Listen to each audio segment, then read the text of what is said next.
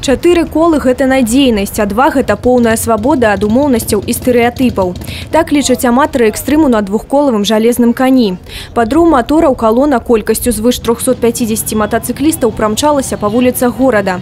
Да беларускіх байкераў закрыць мотосезон 2018 далучыліся госці з замежжа – России, Польши, Литвы и Латвии. 18-й год уже приезжаю.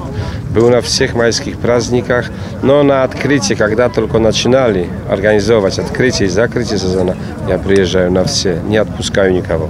Штогод супрацоўнікі Дзяржаўтаінспекцыі Брэсцкай вобласці сумесна з мотоклубам «Залатое крыло» праводзяць комплекс профилактычных акцый по папярэджанні дорожно-транспортных здарэнняў з удзелам мотоциклистов. С начала текущего года нам удалось добиться положительной динамики в части дорожно-транспортных происшествий с участием мототранспорта.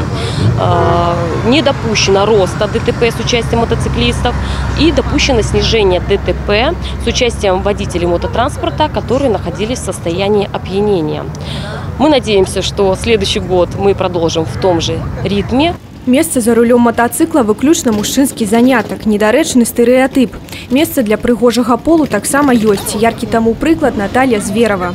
Со сваім Кавасакі Ниндзя байкерша познаёмілася 9 гадоў таму. З гэтага часу з ім не расстаецца. Когда-то в 9 классе пришли набирать в кружок юные мотоциклисты, и я с огромным желанием пошла туда. И после этого долгие годы мечтала о своем мотоцикле. Мечта осуществилась. У цэлым мотосезон атрымаўся, ёсць чым ганарыцца. Так Евген Белюк пераадолеў 3000 кіламетраў за 6 дзён, а таксама ажыццявіў мару, пакарыў самую небяспечную трассу Европы – Трансфегаранж-Румынскі. На прошлых выходных были на закрытии мотосезона во Львове. Ребята нас пригласили. Тоже было очень интересно.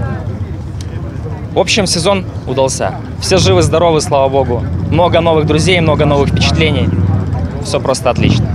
По традыцыі калона здзейсніла прыпынак ля свята Мікалаеўскага сабора ў Брэсцкай крэпасці, каб памаліцца за душы тых, хто загінуў на дарозе. У завяршэнні аматары драйву зазірнулі ў брэсцкі дзіцячы сацыяльны прытулак.